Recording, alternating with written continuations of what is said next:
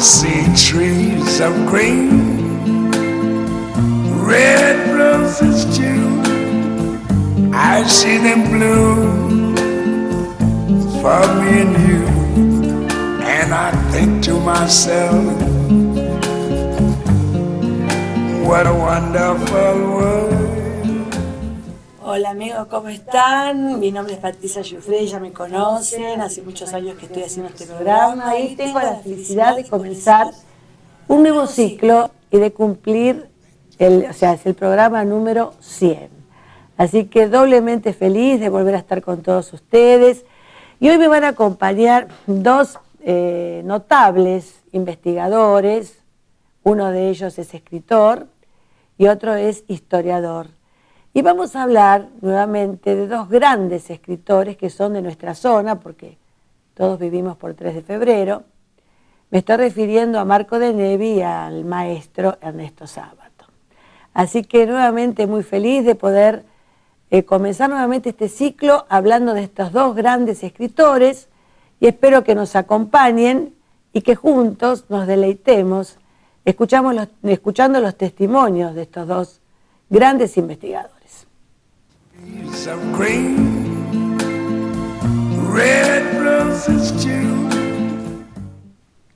Bueno, tengo a mi izquierda al señor Horacio Calegari, notable investigador, historiador. ¿Cómo estás, Horacio? Muy bien, Patricia, y agradeciéndote la invitación que me permite estar acá acompañándote hoy en el centésimo programa de esto que protagonista por siempre terminó siendo popular. Bueno, muchas gracias. Un gusto para mí tenerte acá. Y te doy la bienvenida, Héctor. Mucho gusto y me siento muy honrada de que hayas venido a este programa en un día tan importante, ¿no? Sí, tuvimos suerte, Horacio. Es cierto. La ligamos en el centésimo, programa. Una alegría estar también acá con vos y bueno, poder hablar sobre estos temas. Bueno, me gustaría que se presentaran un poquito, así la teleaudiencia los conoce. Bueno, Horacio, ya has venido a otros programas, ya te conocen un poquito más, pero me gustaría, nunca está de más volver a decir lo que uno hace, ¿no? Bueno, vos sabés que el fuerte mío, la pasión mía, está dada en la historia del pasado de 3 de febrero. Por extensión, a veces tenemos que ir un poco más allá de las fronteras que hoy tiene el partido, los límites actuales, pero bueno, en definitiva tratamos de cubrir distintos aspectos, no solo ligados netamente a la historia, como historia sí, sino, digamos, a la comunidad que vive en 3 de febrero. Claro. Y en esa comunidad encontramos una playa de escritores que realmente es asombroso. Adolfo Pérez Elaski, Luis Franco, Luis Ricardo Furlan, por nombrar algunos, Martín Coronado, y evidentemente los dos más sobresalientes, Ernesto Sábato y Marco de Nevi. Claro. Sí, es verdad que hay muchos escritores que son, yo algunos he escuchado de ellos, pero no son muy conocidos por esto de que nunca se sabe ni se entienden por qué, algunos logran mayor notoriedad y otros menos, ¿no? Pero eso no va en desmedro de su calidad como escritor. No se sabe bien por qué unos trascienden más, otros trascienden menos, ¿no? Eso pasa que pasa ese tipo de cosas. Perdón, y vos, Héctor, sé que te dedicás también a la escritura, has publicado libros. Acá tengo uno muy interesante, tuyo. Después vamos a hablar de él. Sí. Sí, bueno, yo soy escritor desde por lo menos la adolescencia, que vengo editando textos, ahora se van a cumplir 30 años del primer libro. Y realmente, retomando un poco la idea de Horacio, es sorprendente la cantidad de escritores, porque incluso Horacio no nombró a Delaney, que participa en el libro, que es un escritor importante, premio nacional de ensayos, justamente dedicado a Marco de Nevi. Bueno, además de contarnos los tres, también como escritores del partido, ¿no? Y otros tantos más. Es sorprendente cuando uno se da cuenta que caminando nada más que 10 cuadras pasa por las casas de Marco de Nevi a la casa de Sábato. Y eso no es nada habitual en ningún lado, no solamente claro, en nuestra ciudad, en Argentina, sino en cualquier lugar del mundo, sacando, digamos, las ciudades más importantes de Europa, se dan cosas como esa, que en 10 cuadras tengamos a dos escritores que... De la talla, de Nevi, de la trascendencia, claro, un premio Cervantes, ¿no? Claro, sí, la verdad. Bueno, ante todo vamos a empezar a hablar de este libro, que han decidido, digamos así, retomar la figura de este ilustre escritor, que es Marco de Nevi, El libro se llama Homenaje a Marco de Nevi y lo han hecho 4 grandes escritores, investigadores.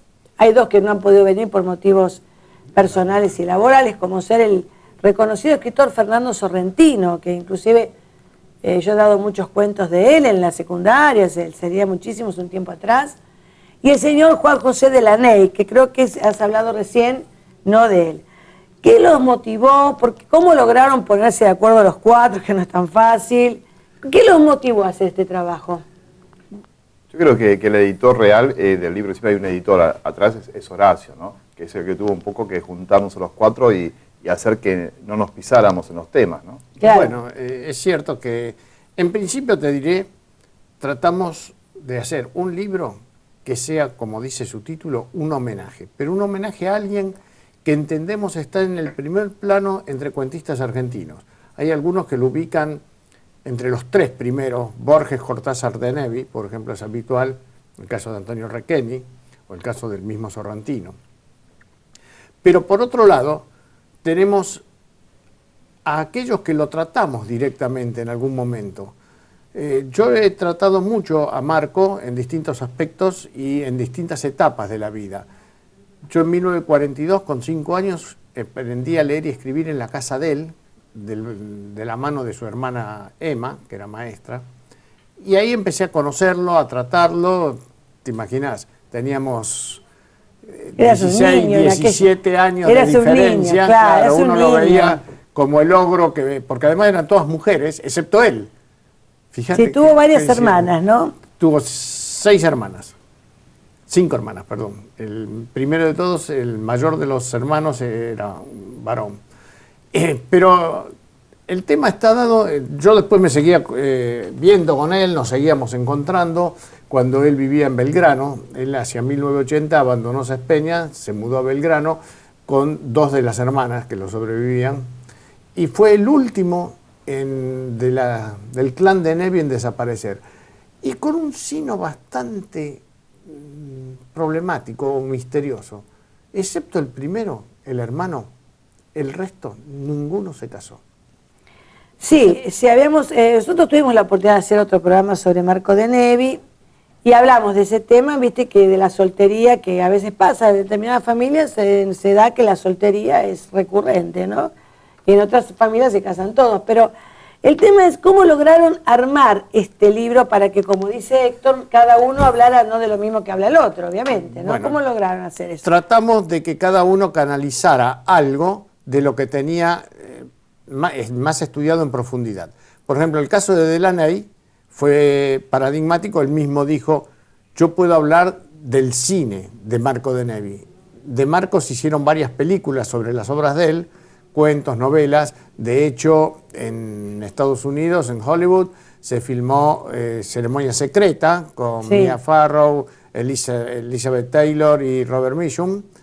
Y acá en Argentina se hizo Rosaura a las 10 con Verdaguer y Susana Campo. Así que fue un hombre que muy reconocido en su momento, en la contemporaneidad de él. Claro. Después, por distintos factores, ahí estamos viendo en pantalla el programa de Rosaura a las 10. Sí, la publicidad, digamos así, ¿no? De Rosaura a las 10. De Rosaura a las 10. Que fue muy lograda porque eligieron a los actores justos para que dan el physique du rol. Verdaguer era el indicado. Pero yo creo que, para mí que de Nevi se inspiró en Verdaguer e hizo la obra, porque más representativo que para ese rol de, digamos, de Camilo Canegato, y ella, que es hermosa, Susana Campo, ya están fallecidos los dos, que era la bien para el papel de Rosaura, ¿no? Es una película, creo que se estrena en el año 1955, por ahí, o 58. No, 58, tiene que ser posterior, porque él en el 55 gana el premio Kraft con su primera novela, Rosaura a las 10, y la película se hace en el 58 probablemente. 58. Ahora, tu materia yo lo he leído, me gustó mucho el libro, hablas mucho de él. ¿Qué visión? O sea, ¿qué visión tenés vos de este escritor? ¿Cómo es tu acercamiento a él? Cuando tuviste que hacer colaborar en esta... libro, sí. ¿Qué es lo que te movió a vos? ¿Qué aspecto tomaste? Es buena la pregunta. El tema, sabíamos de largada que éramos los 4 que íbamos a integrar. Por un lado estaba, Horacio, que es el historiador del partido de algún modo, y que lo conoció a Marco de Nevi, iba a tomar la parte referente a la historia, ya sea desde la familia, Marco de Nevi, la casa, etc., ¿no? Después estaba Delaney, de quien ya hemos hecho mención, que es Premio Nacional en Ensayo, justamente con la biografía dedicada a Marco de Nevi. O sea que en el tema de meterse en lo biográfico propiamente, por lado histórico estaba tomado con Horacio, claro. Bien biográfico estaba tomado por Delaney, que aparte es quien tiene el ensayo dedicado a la obra de Marco de Nevi más importante que se puede leer. Y después estaba también Sorrentino, que es el tercero, que no es del partido, con quien yo tenía que dialogar, el tercero, pero que también lo había conocido personalmente a Marco de Nevi, así como también lo había conocido a Marco de Nevi, así como lo había conocido Delaney. Entonces lo habían conocido, menos yo. Claro. Que de algún modo, la casa donde vivo, estoy desde el 74 yendo porque era de la familia, pero ya pasé a vivir a la casa cuando Marco de Nevi no vivía en el barrio, si no, seguramente lo hubiera conocido. Y entonces, bueno, tuve que tomar otro punto para entrar a Marco de Nevi. Y algo que me interesaba a mí, que ustedes de algún modo mencionaron, Horacio cuando habla de lo contemporáneo, la fama contemporánea que tuvo Marco de Nevi, hoy casi un ilustre desconocido para la nueva generación de lectores, sí. Salvo los escolares, porque es un texto escolar, Sí, Rosaura, se da mucho en la escuela, como yo le he dado ceremonia, muchas veces, claro, muchas veces. pero en el mundo de los lectores, de los suplementos culturales, Marco de Nevi no aparece. Entonces, ha perdido visibilidad su obra.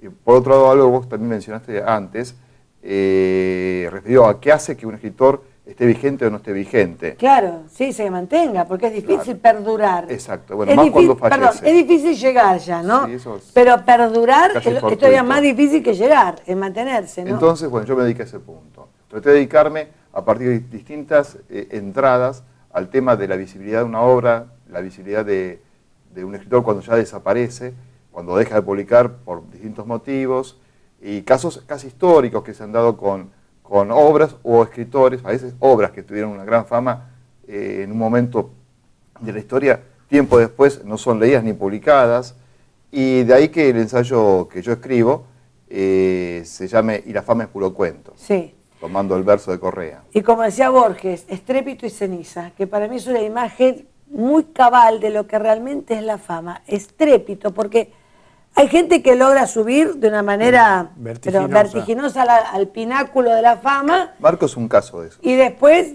se cae para el otro lado y se convierte en ceniza, nadie más habla. Ha habido muchos casos así, ¿no? El Marco de Nevi con esta obra, tengamos en cuenta que es lo primero que se publica de él, sería lo primero que él escribe con conciencia de escritor, si se quiere, cuando tiene 35 años, de un día al otro pasa a ser el escritor casi de moda, inmediatamente después gana el premio Life con Ceremonia Secreta, también 3 años después. Un día antes no lo había conocido, un día después es un escritor que vende miles de ejemplares. Es un caso paradigmático. Y ahora nadie lo lee. Y yo creo que la fama es una señora muy cruel, ¿no? Que te sonríe un tiempo y de pronto te ignora y a veces pasa a tu lado, es como si nunca te hubiera conocido. Y yo creo que muchas personas, porque también inclusive esto está muy ligado con la actuación, muchos actores que en una época fueron, digamos así, los actores pero que todo el mundo requería, todo el mundo hablaba y de pronto caen en el olvido y algunos no lo pueden soportar.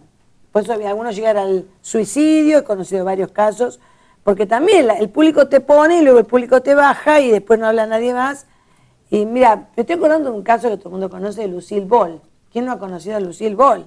¿No? En los años 60, cuando ella estaba en el auge, era una cosa que separaba a Estados Unidos, inclusive cuando ella estuvo embarazada, bueno, me fui un poquito de tema, pero creo que viene a cuento. Estuvo embarazada de su primer hijo, separó Norteamérica, bueno, era la actriz del momento. Después, claro, como todas las cosas van cambiando, los gustos cambian, la gente, digamos que la dejó de ver y terminó prácticamente en el olvido. Y yo leí una crónica que ella decía, yo solía ser, en inglés, I used to be, yo solía ser Lucille Ball, como diciendo, ¿y ahora qué? No soy nadie. Y muere en medio en depresión, porque precisamente, ¿no? Ya, obviamente, ya era una mujer de casi 80 años, no podía hacer lo mismo que...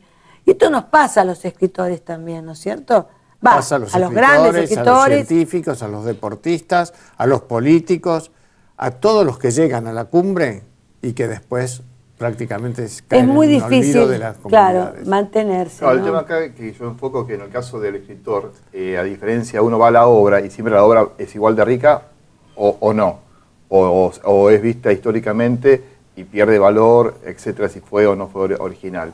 Pero en el caso de Marco Nevi hay que señalar también los movimientos que hacen a cosas externas, como es el mundo editorial, como es los dadores de fama, que muchas veces son los editores de suplementos culturales, y además todo el mundillo cultural y propio del momento histórico, ¿no? No es lo mismo la cultura básica que hay en el 2015, con un Tinelli entronizado, con lo que era la sociedad argentina en el 50, el 60, el 70. Esas cosas afectan también, ¿no? Y además hay otro antecedente, el bajo perfil que siempre puso de manifiesto Marco.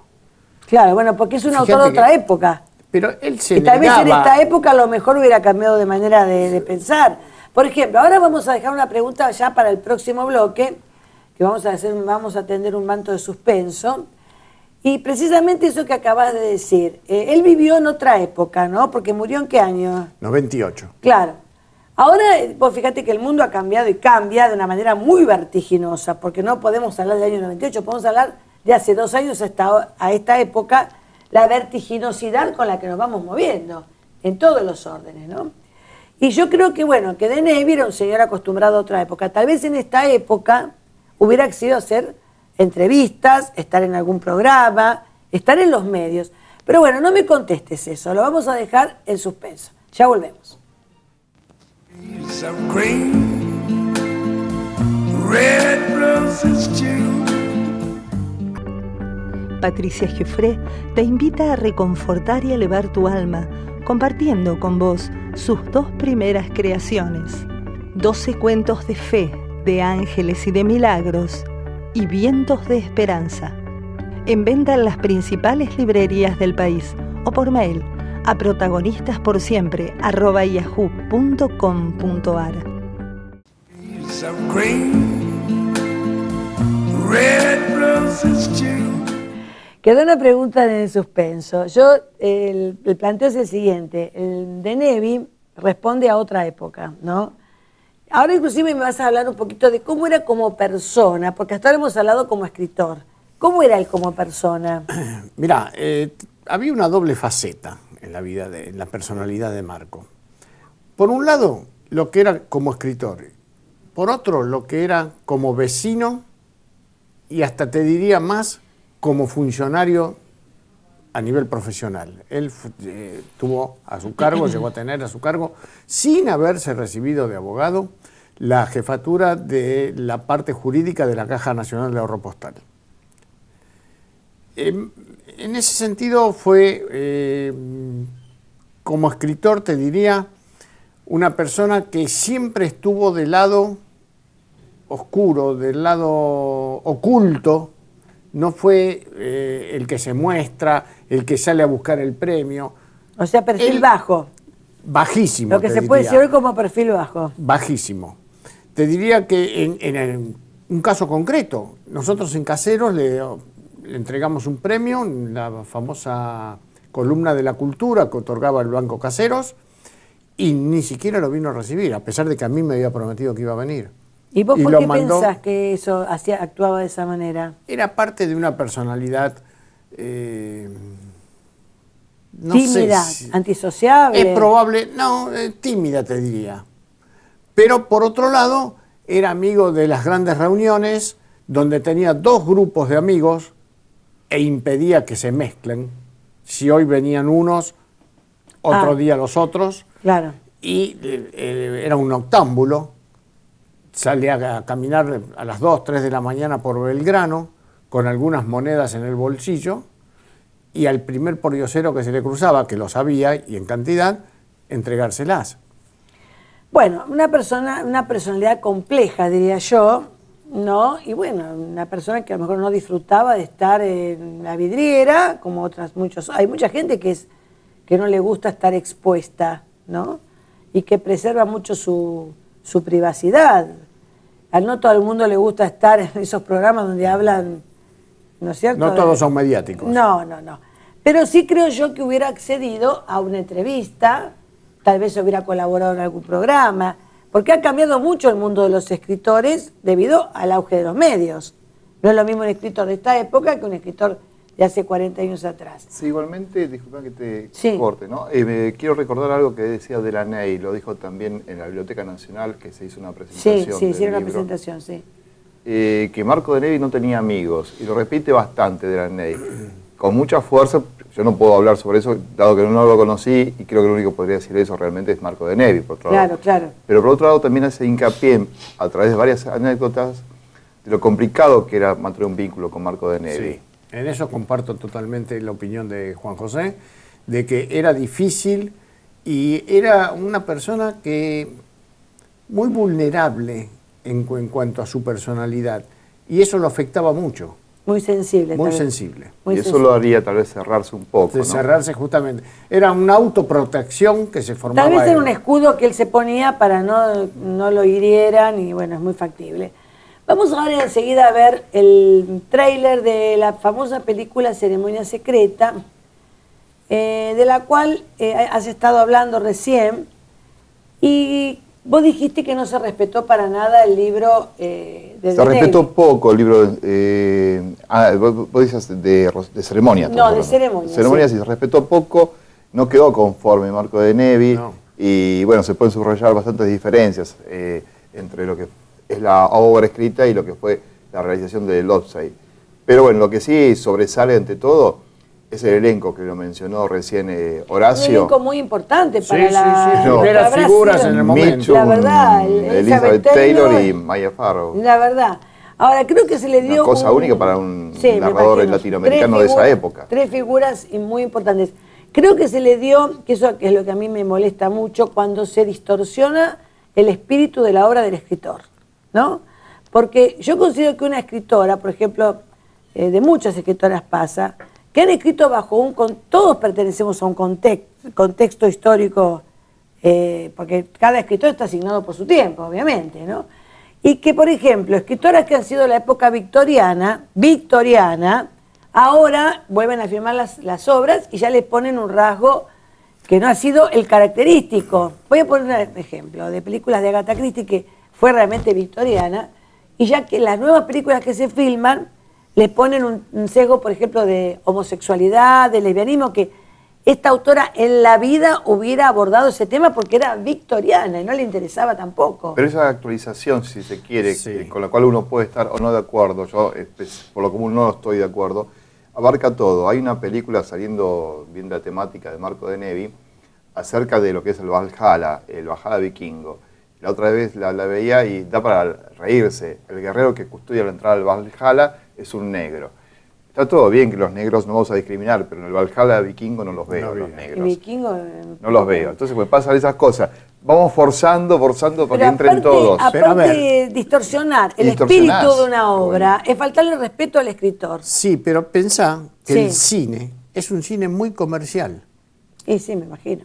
Y van en busca de un mercado, y ese es un imán, un atractivo para que la gente asista al cine. Sí, Entonces bueno, van a pero ir vos- adaptando las cosas. Estamos de acuerdo, pero vos no vas a ir a distorsionar, por ejemplo, un Macbeth, escrito por Shakespeare, por decir algo, un Hamlet, y le vas a poner un anacronismo, cosas de esta época. Tenemos que respetar el contexto en que fue escrita una obra, porque el escritor responde a esa época. Pero el espectador no. Ahí dijiste una cosa muy interesante, pero el espectador no. Pero bueno, pero el espectador, yo también soy espectadora de los clásicos. A mí no me gustaría ver a un Don Quijote andar en motoneta. ¿No es cierto que no? Puede que lo termines. Pero puede que lo termines viendo. O a Martín Fierro andar aquí en auto. No es la Sí, manera. el tema es poder rescatar siempre la esencia, ¿no? Lo que yo creo que los clásicos tienen la gran ventaja, que hay tantas puestas distintas, tantas realizaciones que las, si se quiere, las ajustadas propiamente a los textos están. Y en todo caso otras añaden, pero uno tiene la opción de las clásicas siempre, ¿no? Bueno, Ahora el caso fue la primera película que se hace sobre la novela, y ahí ya hubo una distorsión fuerte que lo señala bien Delaney en este libro. En homenaje a Macbeth. Sí, ahí lo señala bien porque, y también lo menciona primero en la biografía, Sí, justamente creo que Delaney pidió escribir sobre cine porque le habían quedado cosas en le el habían quedado tintero. cosas, sí, Que no están en el que libro del aparecen corregidor. reflejadas acá. Bueno, entonces lo que teníamos pendiente, ver el tráiler de Ceremonia Secreta. ¿Lo vemos? ¿Dónde están mis alhajas? El collar de diamantes, la pulsera de esmeralda, el anillo de topacio, mis perlas. Bueno, Ceremonia Secreta es una obra, en realidad es una novela de Marco de Nevi. Oscar Barney Fink, que es el director, la adaptó para poder hacerla en un teatro. Es la primera vez que se hace en un teatro. Y cuenta la historia de un encuentro de estas dos mujeres. Las dos están muy atormentadas. Una está desesperada porque fue abusada de 1000 maneras, que es Cecilia, que es mi personaje. Hasta, bueno, sufrió un abuso sexual. Y busca a su madre, que murió, a la cual cuidó, estaba muy enferma y la cuidó un año entero. Y después de su muerte la sale a buscar todos los días por la calle. Inofensiva. Realmente no sé por qué armé tanto lío.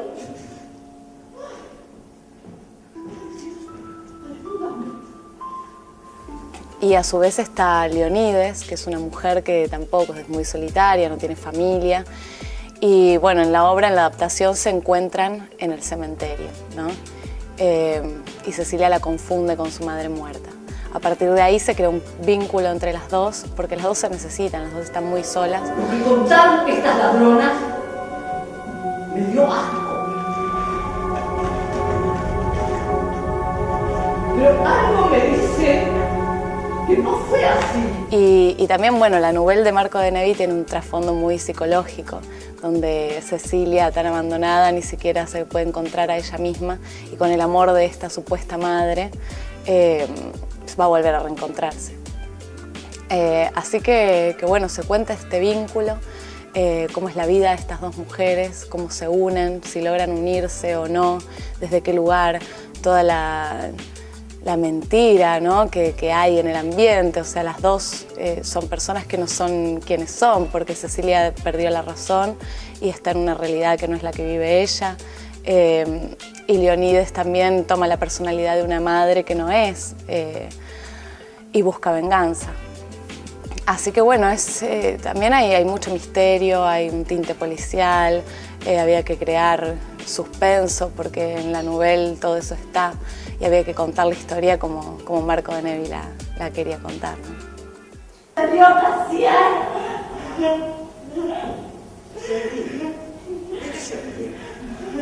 No te rías. Te ordeno que no te rías. No te rías. Reírse de los muertos es pecado. Así que es un personaje muy difícil, que expresa mucho con el cuerpo. De hecho, bueno, al principio no habla demasiado, porque al estar tanto tiempo sola, o sea, tal vez hablaba con imágenes que ella tenía en su cabeza o con sombras, pero estaba completamente sola, hasta que aparece esta mujer, Leonides, y empieza a hablar, ¿no? Se esfuerza por hablar. Duérmete, niña mía, duérmete junto a mí. Leaves of green, red roses too.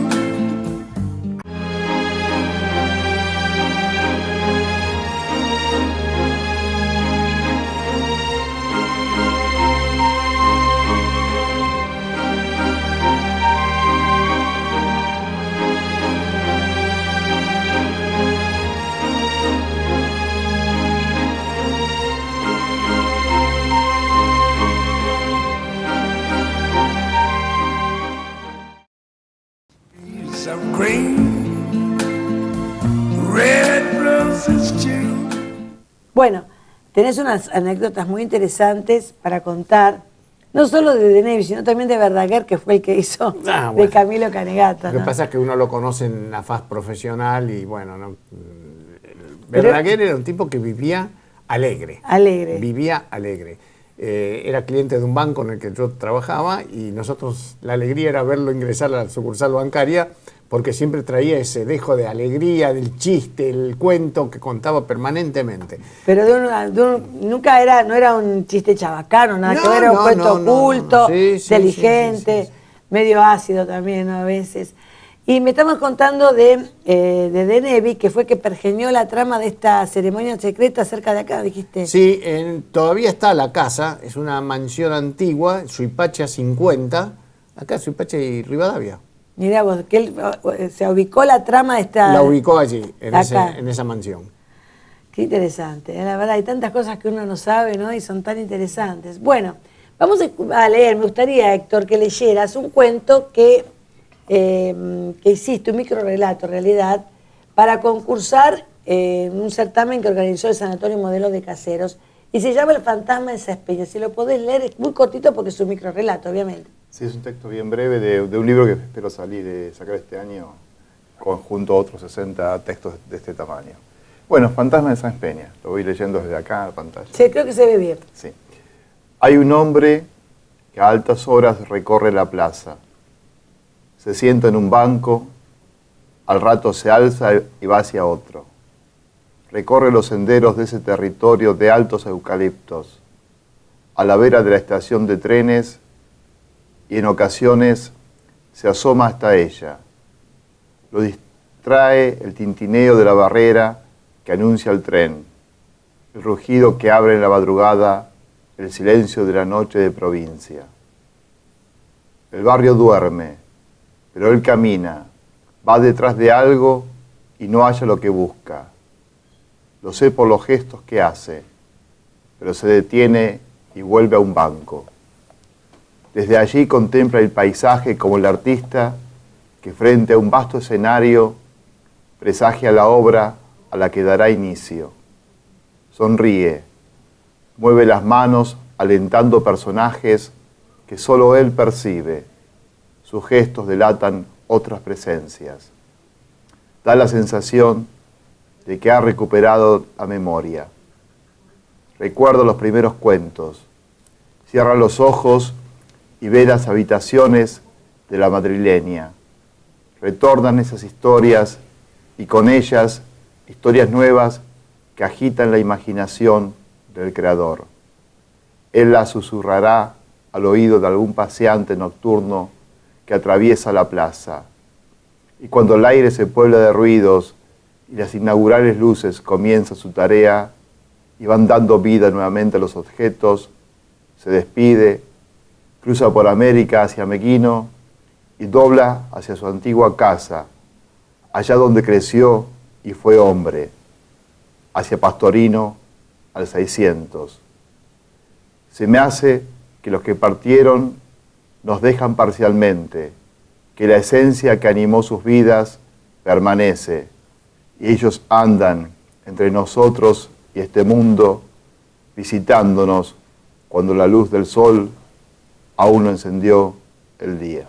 Está muy bueno, ¿no? Por eso lo titulaste El Fantasma de Fantasma en Sáenz Peña. Claro. Claro, este llamado a concurso tenía una característica, no recuerdo bien, pero me parece que eran 1000 caracteres. O sea que uno tenía que ser sintético, porque aparte se tomaba en cuenta el título.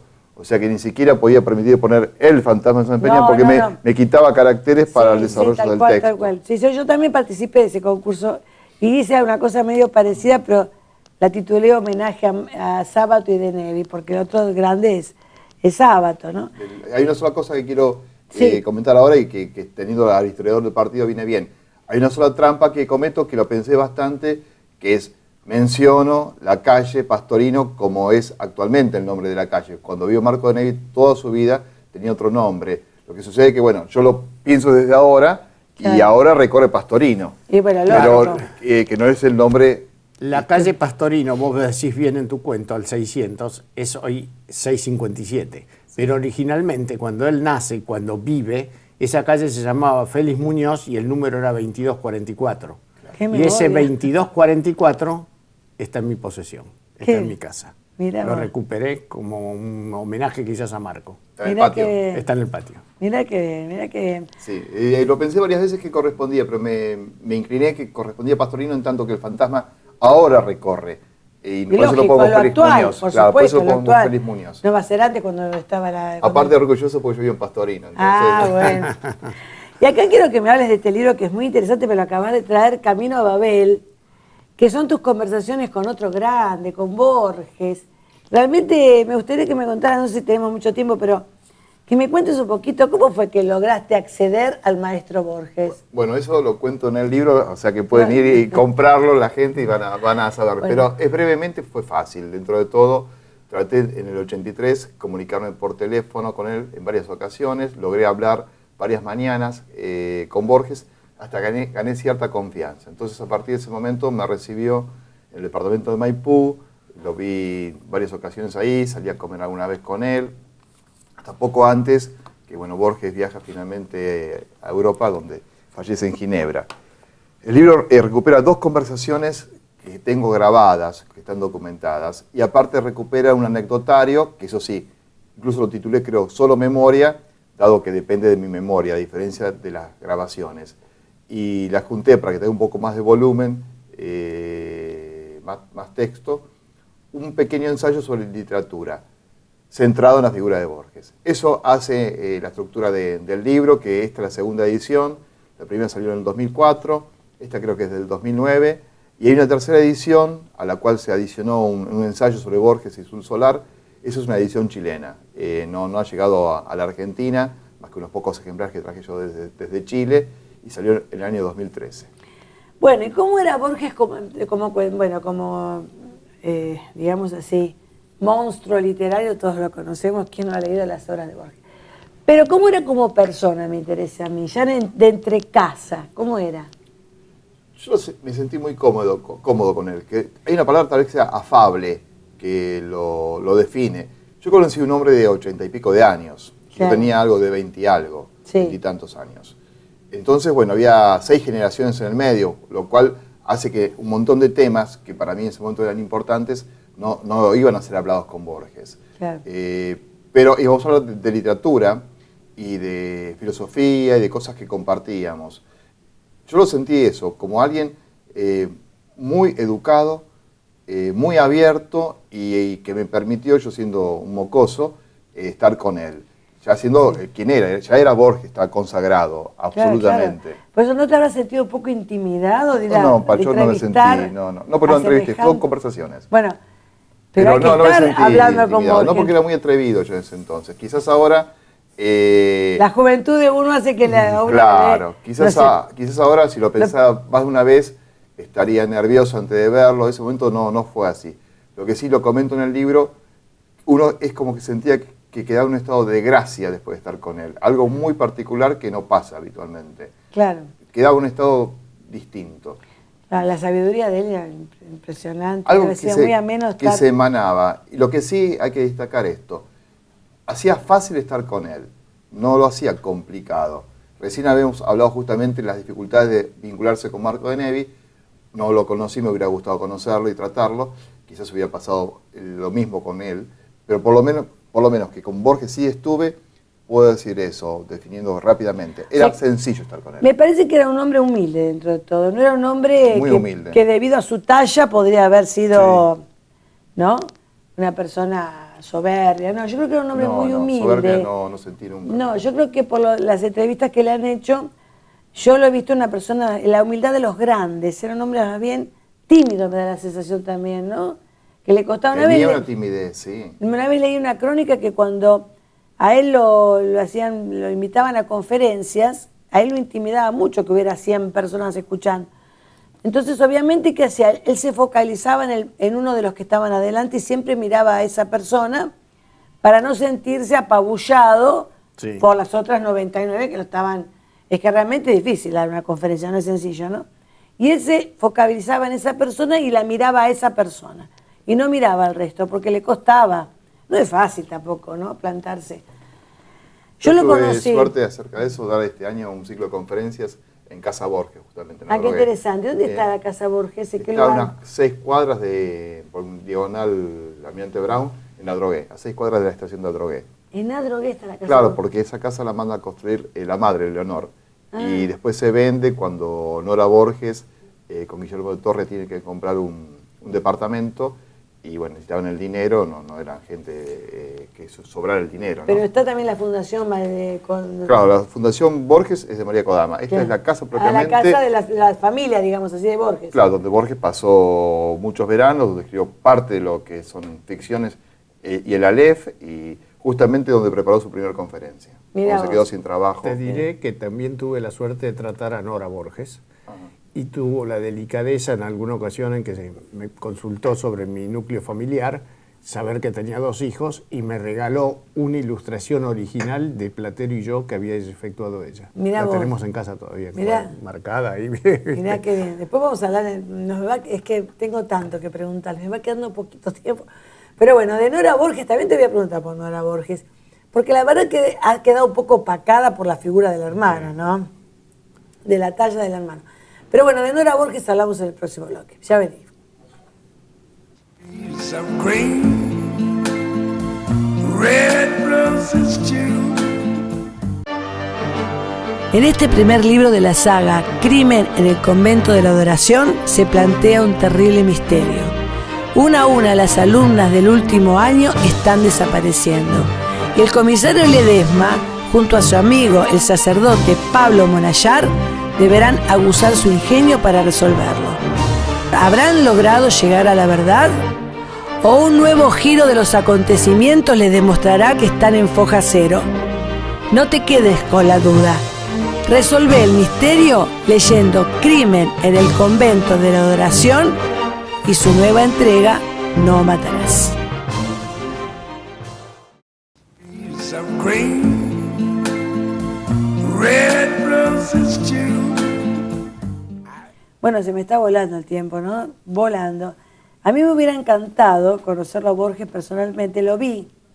Yo soy egresado de la Universidad Católica Argentina y él era profesor de literatura inglesa en aquella época, ¿no?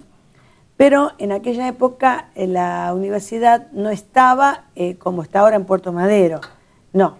En aquella época estaba en un viejo edificio de Córdoba y Callao. Entonces, ¿qué pasaba? No había ascensor y había, escaleras obviamente, y yo me recuerdo haber estado, yo recién comenzaba la carrera, y estar esperando que él baje, porque lo ayudó, ya estaba, pobrecito, veía muy mal, o no veía, no sé, y lo ayudaban a bajar, porque creo que daban el primer piso, no sé cómo era, y yo estoy esperando, tengo la imagen, estar yo haciéndome un costado, porque a él lo ayudaban entre 2 personas a bajar ese tramo de la escalera, y yo verlo, que para mí, una niña que recién comenzaba a ver, hacía a Borges, bueno, me quedé medio paralizada, ¿no? Y lamentablemente al año siguiente renunció, o sea que no llegué a tenerlo como profesor. Y me comentaron que nunca había reprobado a nadie, aprobaba a todos los alumnos, salvo un caso que no sé qué pasó. Un caso que un solo caso. Él comenta como que insistió tanto para que lo reprobaran, algo así por las palabras de Borges, ¿no? Como que tuvo que hacer demasiado, más trabajo casi para que lo reprueben que para saber lo que debía saber. ¿Y pero por todos qué? notas altas. La pasión de él era esa, ¿no? Daba clase, pero no reprobaba a nadie. No, pero la pasión de él es que, bueno, en esto no se podía ni aprobar ni reprobar en el fondo. Claro, ¿no? tenía que... Bueno, y sí, entonces era cierto de que solamente... Sí, un caso solo hubo. Un caso. Bueno, y ahora vamos a hablar de otro grande, porque no podemos dejar de mencionar a nuestro querido Ernesto Sábato, ¿no? El alma mater de Sáenz Peña. Y si hay santos lugares. Perdón, tenés razón. Pero decime, ¿no está ahí en el límite? Fíjate que los fondos de la casa, sí, donde vive la nieta, dan sobre la calle que limita Sáenz Peña de Santos entonces Lugares. no estaba tan equivocada yo. La casa tiene salida a 2 calles, ¿no? Sí. Claro, estamos muy en el límite. Bueno, se ha, digamos, remozado, reinaugurado el Museo Sábato. Si el señor, un segundito, si el señor director puede pasar un videíto chiquitito donde justamente habla la nieta, Luciana Sábato, ¿no? Que es arquitecta. Es la arquitecta que dirigió las obras de remodelación y restauración más que remodelación. Bueno, muy bien. Lo vemos, por favor.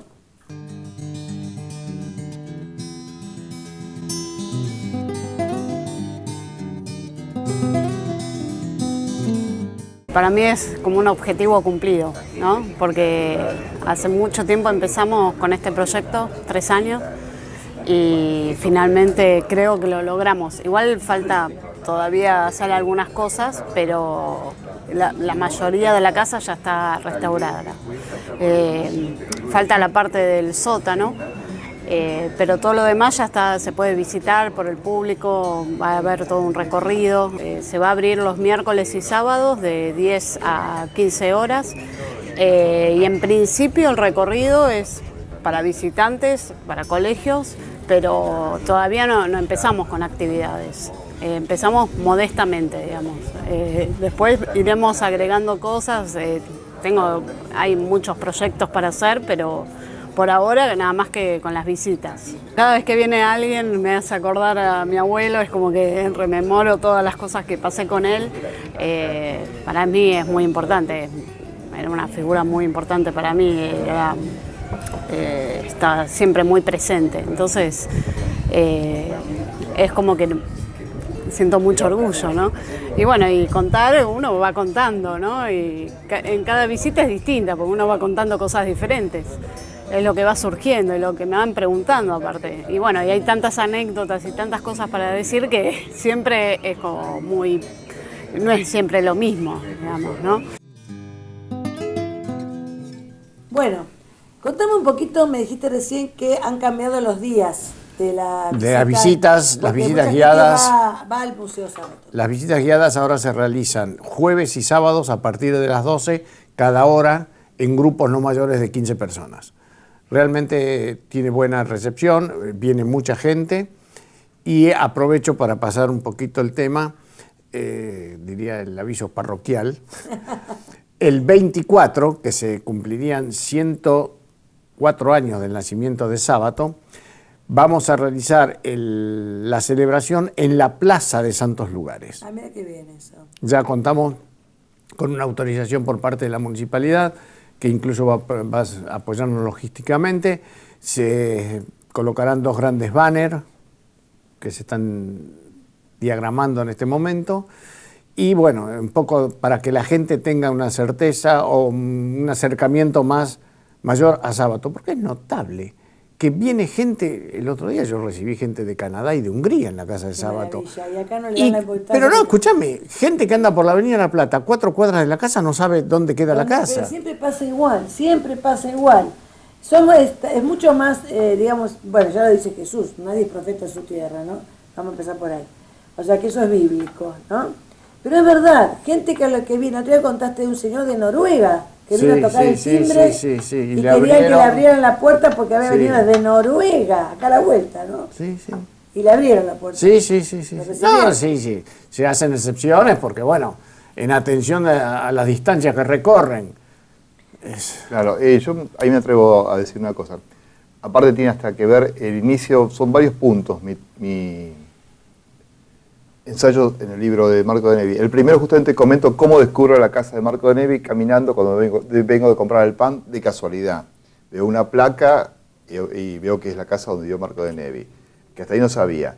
Y tanto la de Marco de Nevi como la de Sábato sucede algo semejante que tiene que ver con el desinterés para mí desde las autoridades del municipio en poner una señalización, aprovechar lo que es turísticamente 2 hechos históricos como son 2 casas de 2 grandes escritores y que no. Si uno camina por Sáenz Peña hoy y no ve esa placa, no sabe que ahí vivió Marco de Nevi. O sea que no han hecho nada nunca, porque no es que se rompió un cartel, nunca hicieron nada. Y con Sábato pasa más o menos lo mismo. O sea que cuando yo me mudé a Sáenz Peña, empecé a vivir, tuve que preguntar dónde era, y más o menos llegué a la calle Langerí, porque tampoco hay ninguna señalización de ningún tipo. Desperdicio de patrimonio cultural del municipio. Yo creo que eso nos pasa a nivel nacional. No sabemos defender lo nuestro como argentinos que somos. Será porque somos una nación muy joven todavía y también porque somos un crisol de razas, porque acá ha venido toda una inmigración europea, ¿no es cierto? Después una inmigración asiática, bueno, demás. Pero todavía me parece que no tenemos conciencia de nuestro ser nacional. Vos te vas a cualquier paisito de Europa, pues son chiquititos todos los países de Europa, y ellos son nacionalistas a muerte, defienden lo de ellos. Bueno, ustedes han viajado, me imagino también. Anda a discutirle a un inglés sobre lo de él, a un francés, a un holandés. Ellos respetan, defienden, y acá, pero a muerte lo de ellos, ¿no? Porque les ha costado siglos y siglos de guerras, de luchas, de batallas, lograr afirmar su ser nacional, de determinar su espacio, y bueno, ahora son renacionalistas.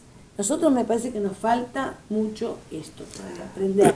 Yo creo que sos gentil en esto, pero hay parte en lo que decís, pero yo creo que en estos casos tan puntuales tiene que ver el tema del desinterés y la incompetencia de la gente que tiene que estar a cargo de las tareas. No se valoriza, no le dan importancia, y son escritores reconocidos internacionalmente hablando. Sí. Sábato ganó el premio Cervantes. Sí, nada menos. Y Deneuve ha ganado premios también importantes. Pero bueno, no le dan la importancia que corresponde y no valoriza la obra. Digamos, las áreas de cultura están mal cubiertas. En el fondo pasa por eso, porque el área de cultura existe. Si existe el área de cultura, tendría que ocuparse justamente la gente que hizo cultura, actividades culturales dentro del partido con esta trascendencia. Por eso yo creo que si vos vas a Sáenz Peña, ahora hace que un año que se inauguró el mural, Horacio, más o menos, la estación. 2 años. 2 años.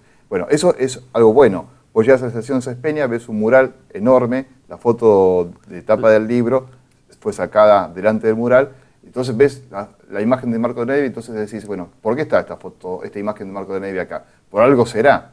Pero si no, en todo Sáenz Peña no hay nada que refiera a Marco de Nevi, además de la placa de la casa. Sí, la verdad que es un y esto. Bastante olvidado y que no se le ha dado la importancia que merece, que corresponde.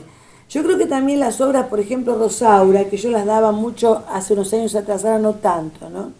Pero también hay que decir algo, ha bajado mucho el nivel cultural en general, ¿no? A ver, perdóname. Sí. En estos días, el director de los CBC a nivel universitario, estamos hablando de cursos terciarios, está proponiendo agregar 2 materias, lectura y escritura, porque llegan a los 18 años a la universidad y los chicos no saben leer ni escribir. Bueno, pero ahí hay una serie que esto da para otro programa, te voy a decir, porque yo estoy de este lado, yo soy docente. Pero es una triste realidad. Pero hay toda una cuestión que confabula contra el docente también, no le vamos a cargar las tintas al docente. Estamos la cuestión mediática. Los chicos manejan mucho los celulares, todos manejan los celulares, ¿no? Y no solamente los chicos, los adultos también. Entonces todo el mundo para mandar un mensaje abrevia tanto que se acostumbra ¿a qué? A la mala abreviatura, porque hay abreviaturas que son correctas. Abrevian las palabras, las cortan y te empiezan a escribir con errores y se acostumbran. Eso hay que tenerlo en cuenta. Mira, yo he sido jurado de algunos concursos organizados a nivel municipal y a nivel privado, como el caso del Sanatorio Modelo, del que hablábamos recién, y te puedo asegurar que a veces vienen trabajos que vos decís, pero ¿qué es lo que quieren decir? Sí, no se entiende lo que quieren decir, no tienen nivel de redacción, y claro, no te cuento de las faltas de ortografía. Confuso, ¿no? Eso confuso. Aunque ustedes no lo crean, se me terminó el tiempo, qué lástima, porque la estaban pasando muy bien. Espero que se hayan sentido cómodos. Muy cómodos. Bueno, me alegro mucho, eso es lo que me importa a mí, que el invitado se sienta cómodo. Se me fue el tiempo, ese tirano cruel se acabó. Así que bueno, muchísimas gracias por estar acá. Gracias, Patricia. Con gusto los voy a volver a invitar. Va a ser un gusto volver. Bueno, muchísimas gracias y nosotros nos vamos al cierre del programa. Leaves of green, red roses too.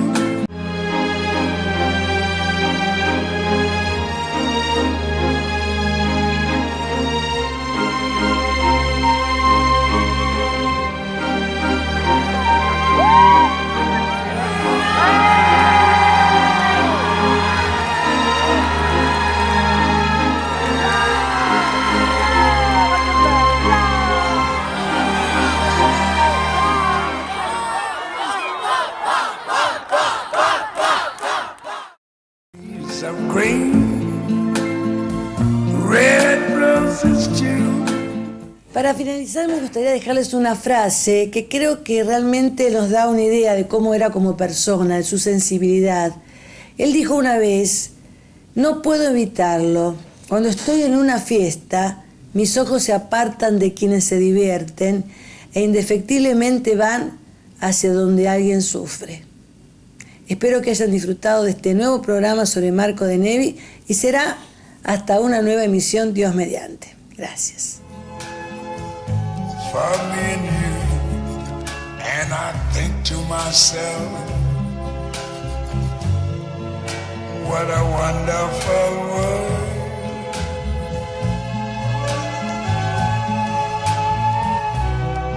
I see skies of blue and clouds of white, the bright blessed